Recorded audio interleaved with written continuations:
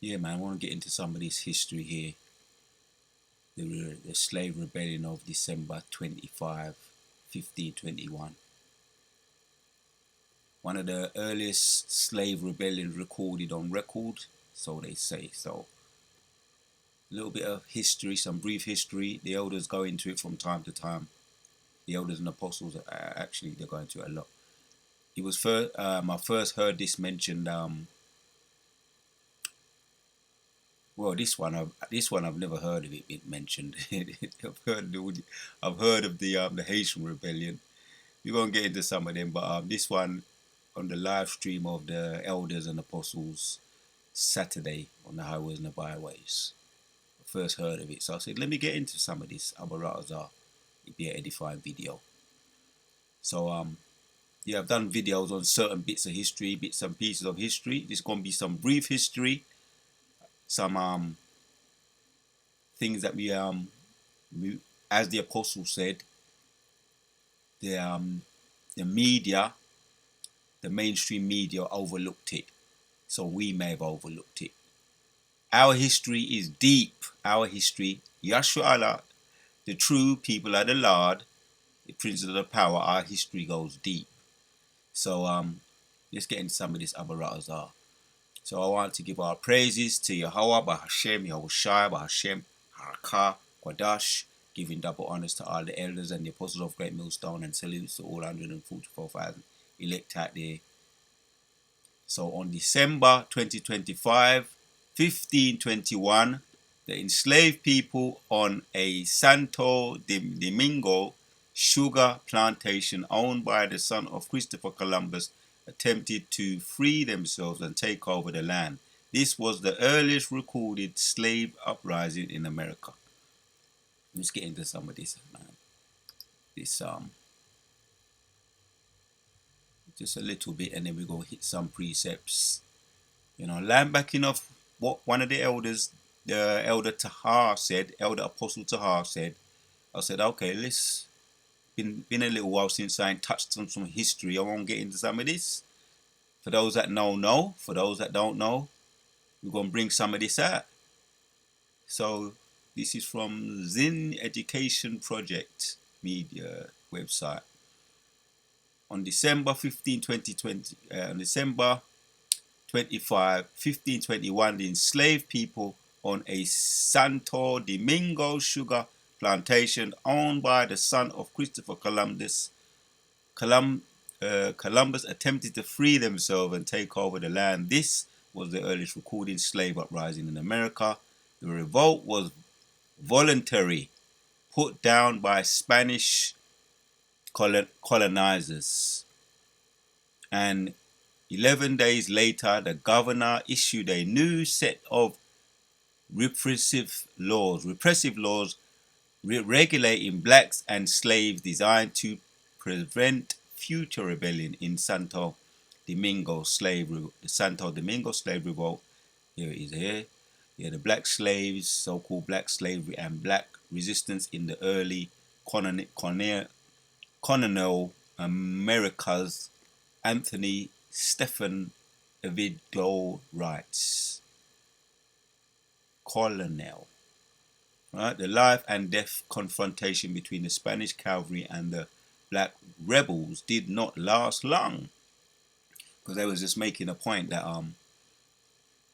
we had more beans. Let me just say it like that.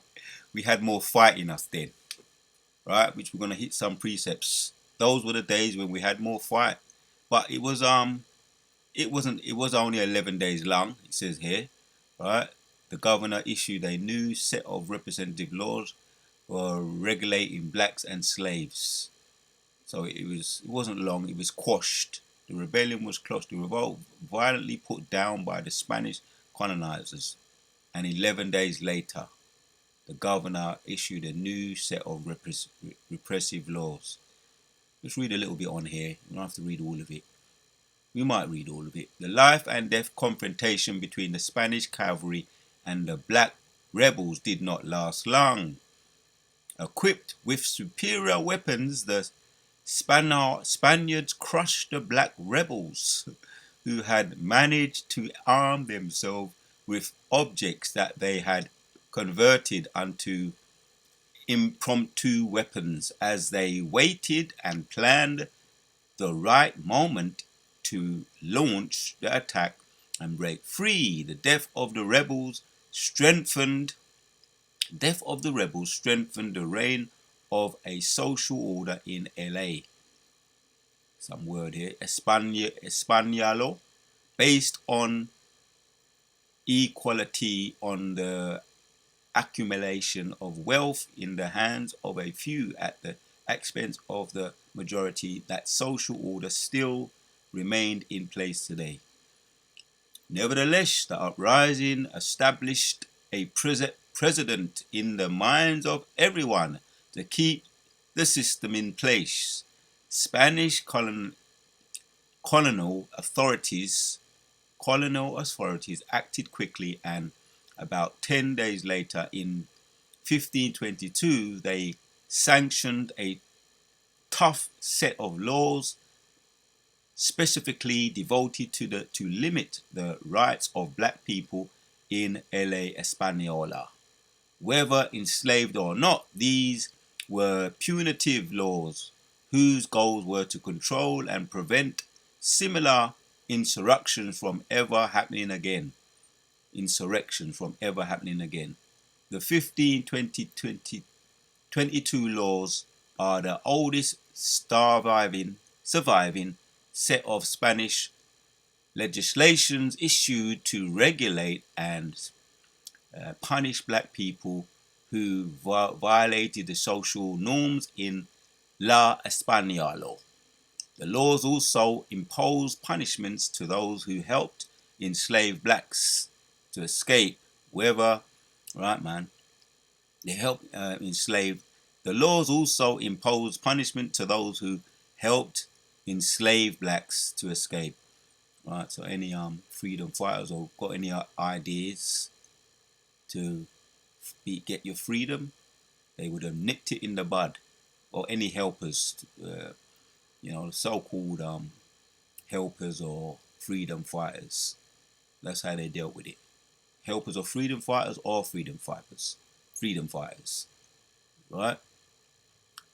To those who helped. He said the laws also imposed punishments to those who helped enslave blacks to escape, whether whites or otherwise. The ideological opponent of the slavery society was put into practice in El Española to control to varying degrees everyone everywhere.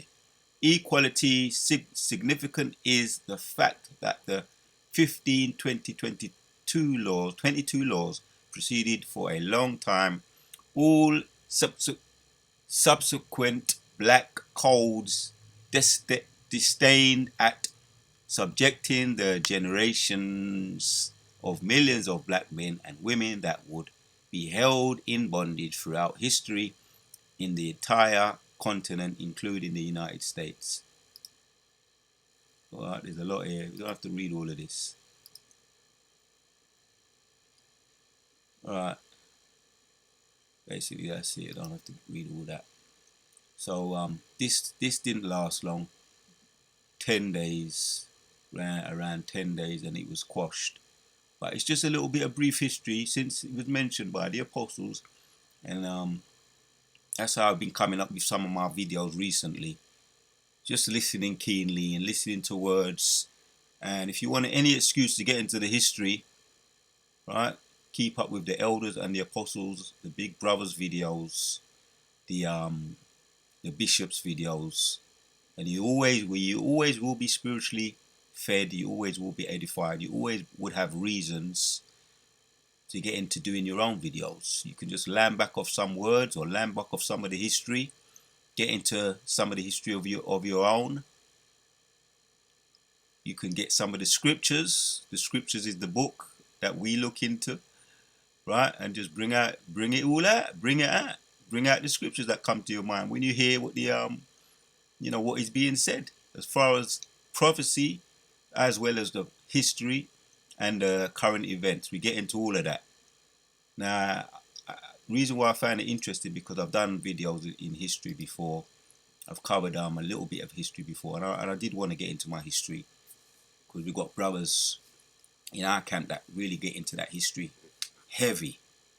So I'm learning to get into it myself. Here's another one here, a little bit more. It says the text of 1522 slave laws described that a certain number of slaves agreed to rebel and rebelled with intentions and purpose to delete all the Christians.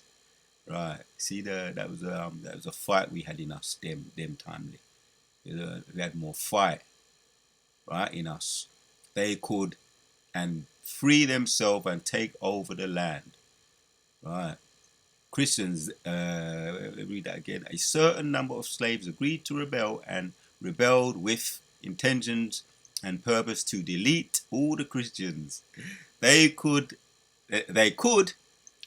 and to free themselves and take over the land. The historical documents present uprising as well. Uprising. All right, here's another one. I tapped in here.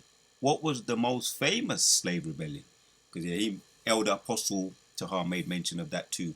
This is one that is more documented, but this one here of December 2025, 1521, Santiago Domingo plantation uprising wasn't as well publicized, as not as well known, right?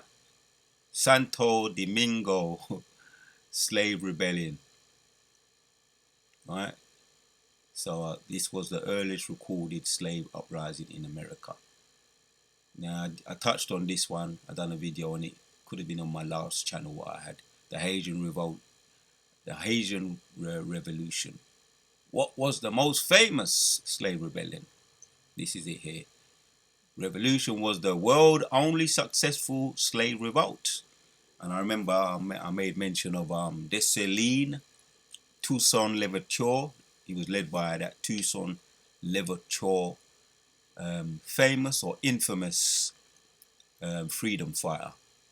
And the end result wasn't good. When they tricked him, the French, they tricked him, right? After he led the slavery, this was around 1804 or 5. He led the freedom fight. The Haitians, which are the Levites. You got the Simeons, you got the Levites. Simeon is the Dominican Republican. Haitians, Levites are the Haitians, which are brothers. Scriptures go into that in Genesis 49. And they needed to be separated after what they did to their daughter Dinah. What the Hamites did to their daughter Dinah. And they went in the village. They fooled them. They said, "All right, you can have my daughter, but you got to marry her. And in order for you to marry, you got to be circumcised." And they tricked the Hamites into getting circumcised. And Simeon and Levi, the two brothers, went in and done the business, dealt with them with the swords and all of that. Yeah, Simeon and Levi, it says that they are brothers and they should be separated. But that's another video. But right, this is when they was together. They was powerful as brothers. But now you got this Haitian revolt, which are the Levites today, according to the scriptures, what we know.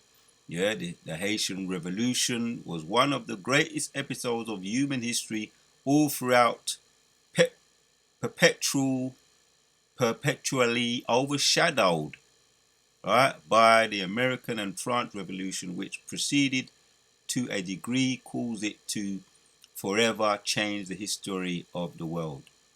Yeah. Matter of fact, I made mention of them. I might do a video on them two brothers. Go into that through the scriptures. Simeon and Levi, yeah, the two warriors, some of the most warriors out of the tribes, Simeon and Levi. Oh, here's a bit more here. What was the first ever slave rebellion? And I'm getting into this. We're gonna get into some scriptures, but this is also giving me. It's almost like deja vu, man. Some of the history that I've got into. I want to get into it again a bit more. The 1521 Santo Domingo slave revolt occurred in the Spanish colony of Santo Domingo on islands of Hispaniola during that year's Christmas festival. It is the earliest recorded slave revolt in the Americas that they don't wanna talk about it. That's another way that they quash revolts, is by keeping them silent, and hushed, so that nobody else gets any ideas about it. Revolt. So here's one word here. I just wanted to look at that word there. Revolt, meaning to break away from or rise against constituted authorities, as by open rebellion, cast off alliances, allegiance, I'm butchering it. It's funny because I can butcher it now and then I can come back to it a minute later and I'll just pronounce it just like that, no problem. Cast off allegiance or subjections to those in authority, right? Rebel immunity, to revolt against the present government, to turn away in mental rebellion, utter disgust or uproarance, usually followed by from her revolt from eating, whatever. That's just a stupid example, but that's the point there. To break away from, rise up against authorities. There you have it. Alliance or subjections, if I'm pronouncing that right, but that's the meaning there. So now we're going to get into some scriptures. I'm glad that the elder apostle mentioned this, give me, so that I can land back off the history, the slave rebellion of December 2020, 1521, that I really didn't hear about this. Like I say, they push it under the radar, don't publicize it so that nobody don't get ideas. But you know what we got now? We got this. We got the truth. We got the truth now. We got something far more superior. The scriptures talks about. Let's get it. Deuteronomy 28 and straight to the point. 68 says, "And the Lord shall bring thee unto Egypt." Where's Egypt today? Egypt is over there in Babylon. And you got modern day Babylon, which is really the same spirit when they had us under the heavy yoke of Pharaoh, right? And it's described, Egypt is described as Babylon today, which is over there in America. Scripture says that we shall be brought back into Egypt. Yeah, the Lord shall bring thee unto Egypt. And like I say, we would always remember, right? It's always going to be in our history what happened to us in Egypt under the yoke, under the cosh of Pharaoh. And we were delivered from there in a mighty way. Again with ships, by the way thereof I spoke unto thee, thou shalt see it no more again. And there ye shall be sold unto your enemies for bondmen and bondwomen, and no man shall buy you. Yes, man. So all the times we were in captivity, where that particular time enslaved, we was delivered by the Most High. No man was delivering us. And all these uprisings here, they all fell by the wayside. You know, Tucson, the Haitian Revolution, the Santo Domingo uprising, rebellion, they all fell by the wayside. It wasn't successful. This one only, as we looked at, didn't even last 11 days. Just under 10 days, around 10 days it lasted. And it was, as we read here, yeah, the revolt was violently put down by Spanish colonizers, and 11 days later the governor issued a new set of repressive laws regulating blacks and slaves. Ain't that coincide with the scriptures, what we just looked at? And there shall you see no, and the Lord, going back to it, Deuteronomy 28 and 68, and the Lord shall bring thee unto Egypt again with ships, by the way whereof I spoke unto thee. And yeah, we were brought into Americas, the estates of Americas, via ships, right? And this is an old breakdown that elders and apostles have been going into, because it didn't take ships; it was a walking distance when we was in Egypt. But to come to over into America, it took ships to bring us over. Yeah, the good ship Jesus, bringing us over the transatlantic.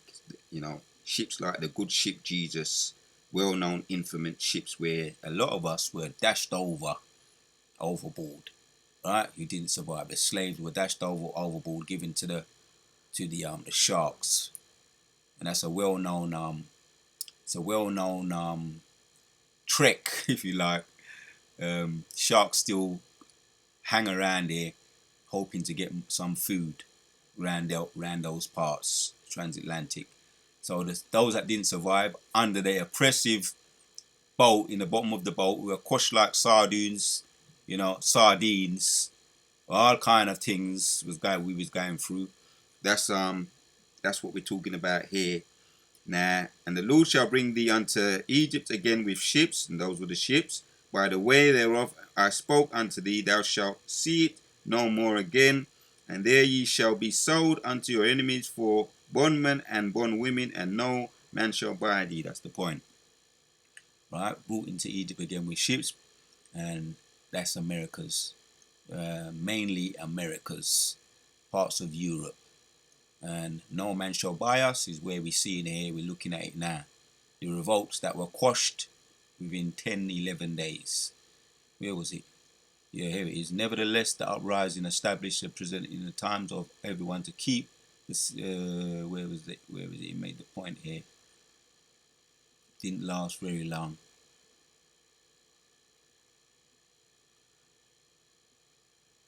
Nevertheless, the uprising, the precedent in the minds of everyone to keep the system in place. Spanish colonial authorities acted quickly, and about 10 days later, in 1522, they sanctioned a tough set of laws, especially devoting to the limiting the rights of black people. Right? Yeah, that's what they're calling black people is the Israelites, the true people that are Lord, princes of the power, which we know that Deuteronomy makes mention of all of that, what we went through. So you can't make this up. Prophecies speaking, right? Prophecies and history coincide with each other. We're talking about history here, right? When we was in slavery, literally under the Egyptians, and also when we were brought over here via ships. Prophecy, and it's now history, right? Where no man shall buy thee, no man never bought us. It didn't work. It didn't take long for them to quash it. We're just looking at it now. Didn't take very long. So just read a couple more precepts. Is there light at the end of the tunnel? Right, the scriptures tell us, man. The scriptures do tell us. Yeah, no man shall buy us, but there's going to be something. Like I say, the history goes deep. Let's get straight to the point. Revelation 7:3 says, right? Let's get to it. 7:3 says,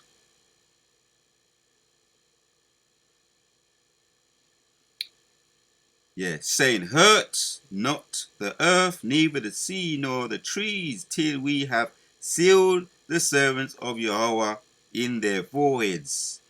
Right, and I heard a number of them which were sealed, and there were sealed 144,000, and all the tribes of the children of Israel. Right, so this is how we have to be set free. Right, this is the only way. As a matter of fact, I can come back to that to make the point. I can come back to that. Revelation chapter 7. We come back to that. Let's get this one. This kind of makes the point. Isaiah 1 says, and 3 says, the ox knoweth his owner, and the ass his master's crib, but Israel doth not know, my people doth not consider. Right, man. So we're talking about here. Who we're talking about here? The dumb of our people. Dumber than the ox. And the scriptures are saying it. It's not me saying it. Dumber than the ox, dumber than the ass. Right? A sinful nation, a people laden with iniquity. Reading on in 4. A seed of evildoers, children that are corrupters, They have forsaken the law. They have provoked the Holy One of Israel to anger. They are gone away backward, right?